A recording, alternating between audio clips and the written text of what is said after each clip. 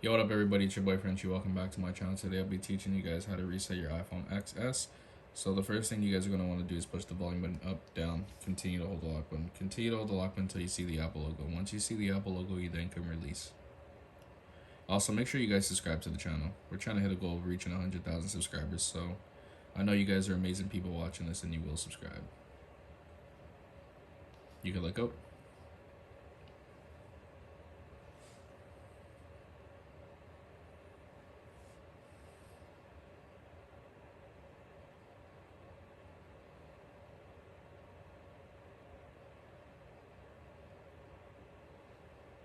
And there you guys go, your phone's been resetted.